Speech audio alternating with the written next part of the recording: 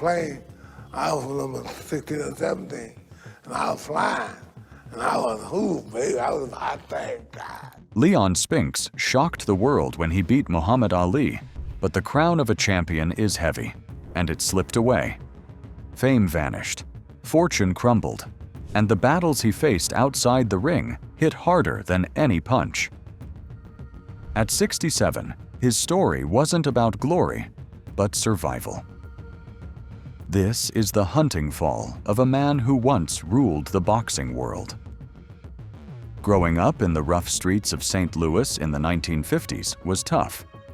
Violence, poverty, and struggle filled the neighborhood long before chances for a better life ever came. Right in the middle of it, on July 11, 1953, Leon Spinks was born.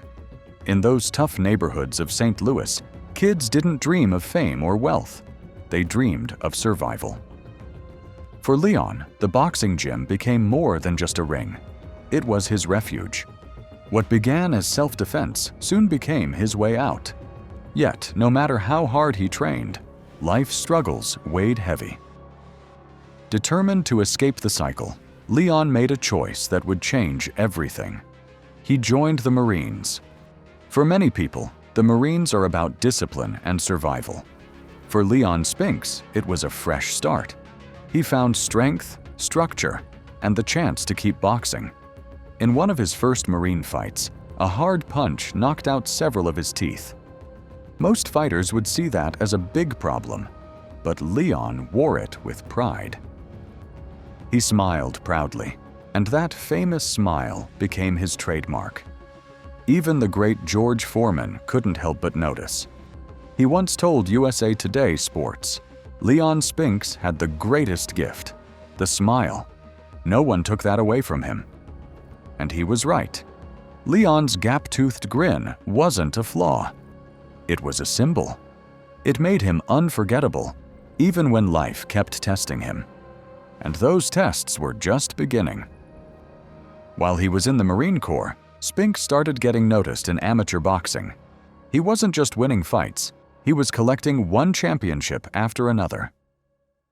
From 1974 to 1976, Leon Spinks won 3 AAU light heavyweight championships in a row. As an amateur boxer, he built an amazing record that everyone noticed.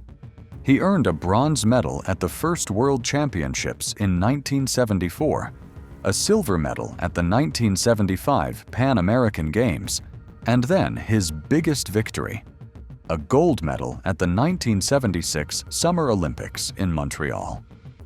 People were so excited by his energy and style that they started calling him Neon Leon.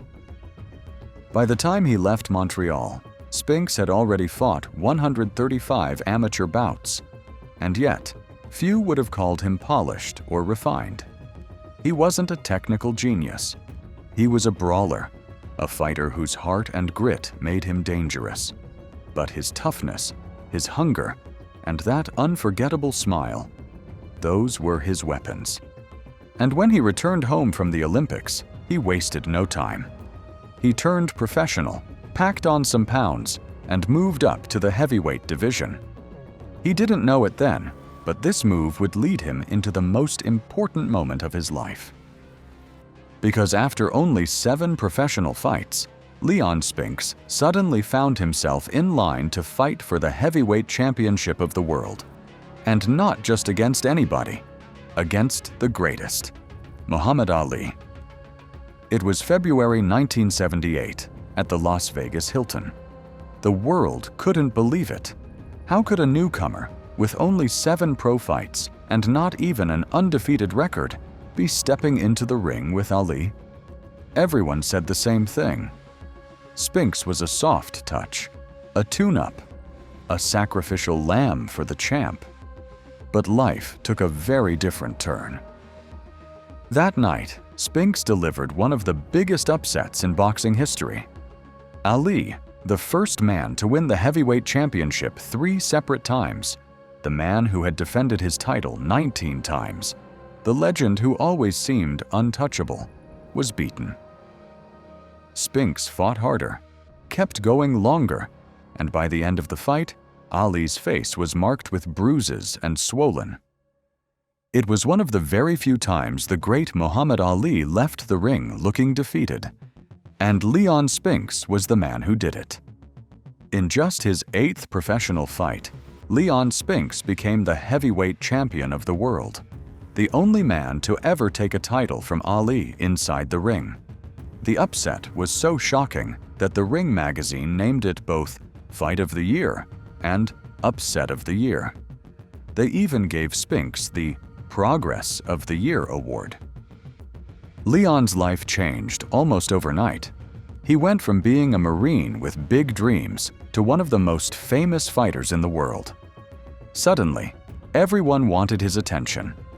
Companies wanted him for ads, reporters wanted interviews, and TV shows wanted him on screen. His wife, Nova, remembered it well. He was pulled in a million different directions. Leon Spinks became a star, but could he hold on to that success? Or was his time already running out? Did fame come too fast or too soon? The beginning of the decline. When Leon Spinks beat Muhammad Ali in 1978, he shocked the world. Nobody thought a fighter with only 7 pro fights could do it. But Leon pulled off the upset of the century. At that moment, he wasn't just a boxer. He was the heavyweight champion of the world. But his time on top didn't last. In fact, it became the shortest title reign in heavyweight history, just 212 days. Everything in Leon's life changed overnight. He went from being unknown to being a superstar. His trainer once said, "When Leon became champ, it was like taking someone off the street and making them president." It all happened really quickly. Suddenly, Leon was surrounded by crowds of people. He had a huge entourage following him everywhere. He even had a young Mr. T as his personal bodyguard before Mr. T became famous himself. Cameras, parties, women, and fast money became Leon's new reality. Leon later admitted that everything spun out of control really quickly. He partied, drank, and smoked. And outside the ring, he felt like he had no control. At the same time, he thought he was the happiest man alive and just wanted to enjoy life. But being heavyweight champion came with responsibilities he wasn't prepared for. And things only got worse once the money started coming in. Winning against Ali had made him rich, but money only fueled his wild side. Reporters described his new lifestyle as a once-in-a-lifetime bender, and that still might not have captured how extreme it was. Training started to fall apart. Sometimes Leon didn't show up. Other times, the gym felt like a break between endless parties. One birthday party of his lasted 10 whole days. Meanwhile, Muhammad Ali was preparing for the rematch. While Leon partied, Ali trained quietly, focused, and determined. Only days before the fight, promoter Bob Arum saw Leon stumbling back to his hotel after drinking all night. Hours before the fight itself, his bodyguard Mr. T found him taking more cocaine and alcohol. Even his wife caught him drunk in the hotel room just 1 hour before the opening bell. With his body breaking down and his mind clouded, Leon walked into the fight already defeated. By some miracle, Leon still made it to the ring. But the outcome was never in doubt. In front of 70,000 fans at the New Orleans Superdome, Spinks lost badly in a one-sided fight. Ali, old but disciplined, had done enough to take back the title. That loss, just 7 months after the greatest win of his life, marked the start of his downfall. Afterward, Leon tried to say that partying hadn't cost him the championship. But who could believe that? Between the first fight and the rematch, his entourage had grown to 70 people. The moment he lost, every single one of them vanished. They took their bags and left. The superstar smile was still there, but now it hid something darker. Leon was alone again. The party wasn't over. It was only getting more dangerous. The beginning of decline. Leon Spinks's rise was fast, but so was his fall. The very night he lost the rematch to Muhammad Ali in 1978, the clock started ticking on his career. What came next was not just one loss. It was a string of defeats that buried him deeper and deeper. From 1979 to 1995, Leon Spinks fought like a man searching for the glory he once tasted. But the truth is, he never found it again. His downfall started with Ali, then continued in Monte Carlo against Larry Holmes and later Fred Hoop. What came next wasn't just losing in the ring, but Leon Spinks slowly falling apart as a person. The punches kept coming, and Leon kept absorbing them. Each fight chipped away at his body and spirit. His once bright future turned into a series of futile comebacks, each one shorter, sadder, and more painful than the last. On June 12, 1981, Spinks had his last shot at reclaiming the heavyweight title, facing the undefeated Larry Holmes. This was supposed to be his big return. Instead, Holmes tore through him. Leon stood in the ring, taking punches without fighting back. By the third round, the referee had no choice but to stop the fight. Another dream shattered, and it didn't stop there. Spinks had more opportunities to save his career. In 1986, he fought Dwight Muhammad Qawi, hoping to revive himself at the legendary Kronk Gym in Detroit. Even with the great trainer Emanuel Stewart in his corner, it didn't matter. Leon was still Leon. The discipline wasn't there. The hunger wasn't there. And the losses kept mounting, until one sad night, too many finally ended his career in 1995. In truth, it had ended the night he first beat Ali. But it didn't just stop at losing fights. These defeats were more harmful than just knockouts in the ring. They spilled into his personal life. His marriage collapsed, dragging slowly through the courts. His old manager began suing everyone in sight. And Leon, desperate to keep fighting, turned to a new promoter, Don King, and even let King's son manage him. The chaos kept growing. After the Holmes fight, Spinks was knocked out in 3 rounds. Just 5 days later, Detroit police pulled him over for driving with expired plates. When Leon opened the glove compartment to look for his license, a gun fell out. Things got worse. He tested positive for a depressant after that fight and was suspended by the Nevada State Athletic Commission. In 1988, Spinks fought just once. He was knocked out in 33 seconds. By now, the story was clear. Leon Spinks wasn't climbing back to the top. He was tumbling down, one brutal step at a time. There was a narrative that the heavyweight championship came too soon for Leon Spinks. And in many ways, it's true. But if it hadn't come when it did, it probably would never have come at all. It would be unfair to call him just lucky. His Olympic gold medal proved he had real talent. But the truth is, on any other night, Leon wouldn't have beaten Ali or any top heavyweight because of his lifestyle. Spinks had the ability, but he loved the chaos too much. He loved being Leon. He once told the New York Daily News, "I never had nothing. All of a sudden, I had something. I tried to do too much. I was crazy. I didn't care about anything. You think it's never going to end." But it did end. And it ended incredibly fast. By contrast, his younger brother Michael Spinks took a very different path. Careful, disciplined, and deliberate, Michael built a career that Leon could not.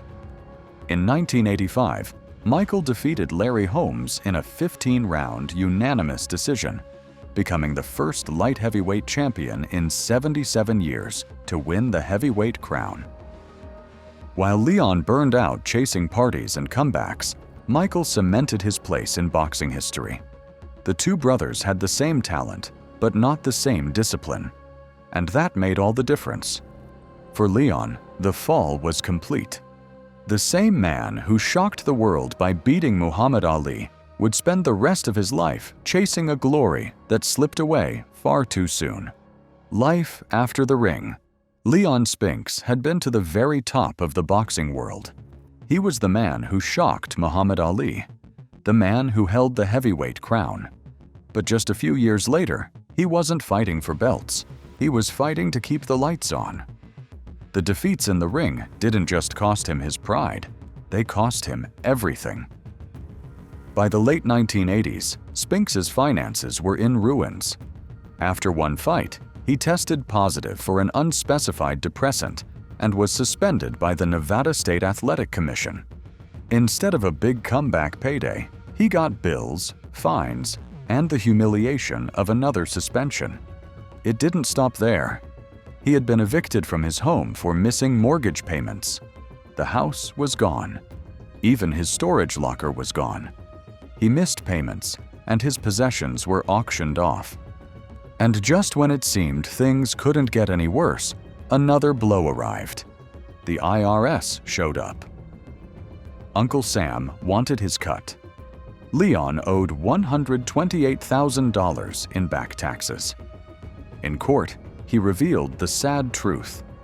In the course of his career, he had earned about $4,500,000, but all he had left was a wardrobe worth just $500. Creditors were after him for $301,000. The man who once walked into arenas with gold belts and flashing lights was now walking into bankruptcy court. But money woes were just the beginning. The real battle came outside the ring, where life hit him even harder. The downfall was really harsh. His 1987 comeback ended with a 10-round loss in Cleveland. In January 1989, things got worse. Leon was arrested for drunk driving in suburban Detroit. The judge put him on probation for 6 months. He was allowed to drive only to alcohol abuse counseling sessions and his job. His new job was bartending. Leon Spinks used to be the former heavyweight champion of the world. The man who once shocked Muhammad Ali now stood behind a bar, serving drinks he could not drink. A despicable fate for a champion. How low the mighty had fallen. Reporters asked him about his situation, and Leon put it simply, "You know how Uncle Sam comes at you when you're down." That's life. I held on to my money pretty well till my divorce. That took a lot from me. I think I'd rather deal with Uncle Sam and the tax man. By the time he fought his last fights, he wasn't talking about winning titles. He was talking about survival. After one court battle, he famously shrugged and said, "If I'm broke, the judge can't give her what I ain't got." It was gallows humor from a man who had lost it all. The sad truth is that Leon Spinks either squandered his money or lost it to unscrupulous lawyers and managers. The millions disappeared. The fame vanished. And Leon was left with nothing.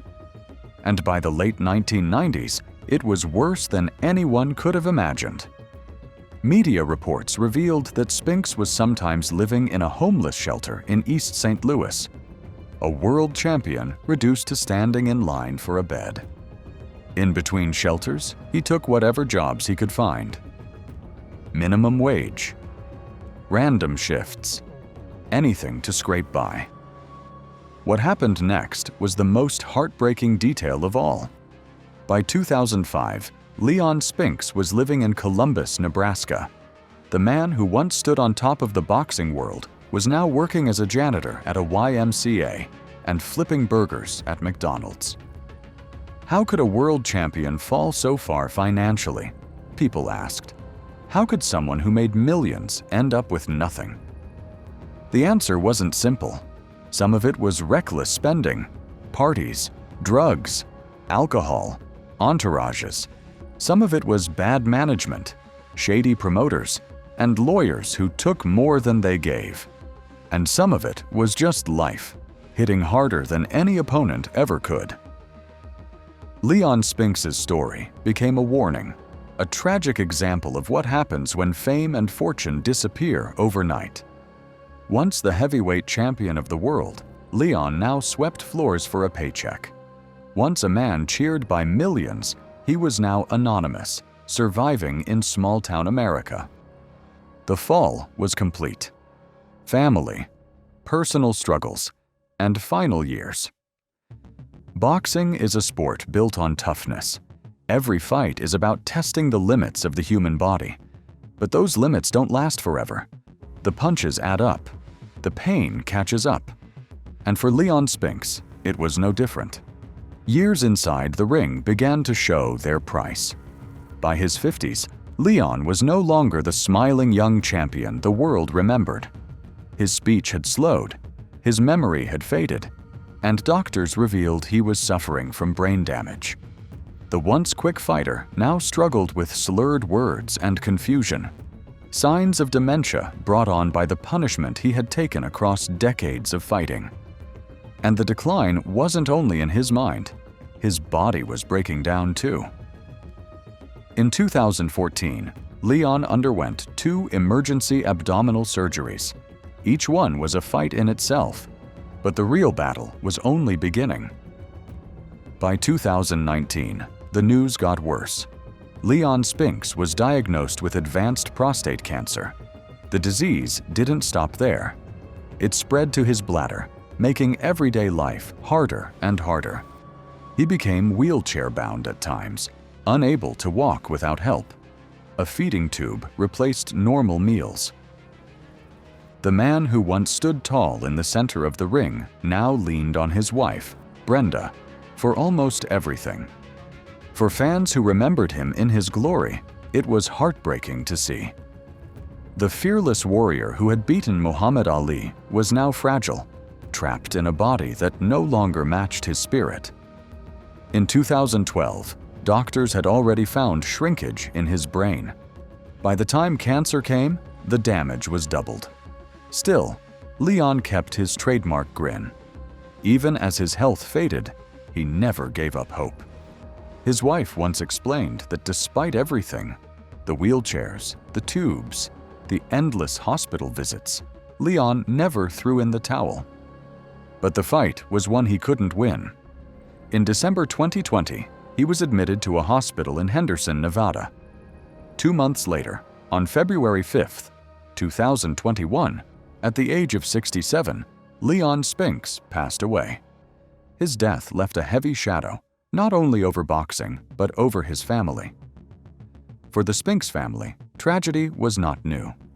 Years earlier, Leon had already experienced the heartbreak of losing his son, Leon Spinks III, who had also tried to follow in his father's boxing footsteps before dying at just 39 years old. It was another cruel reminder that the Spinks name carried both greatness and grief. The story of Leon Spinks isn't just about the night he shocked the world by beating Muhammad Ali. It's also about how fame, fighting, and health struggles shaped the rest of his life. From the glory of the ring to the quiet battle with disease, Leon showed resilience. Even when cancer weakened his body, even when dementia clouded his mind, he never lost that smile. Was Leon Spinks a victim of his own choices, marked by reckless decisions, or of a broken boxing system that exploited fighters and left them unprotected? Do you think champions like Leon should have been treated differently? Drop your thoughts in the comments. Don't forget to hit that like button, share, and subscribe for more inspiring journeys. We'll see you in the next video.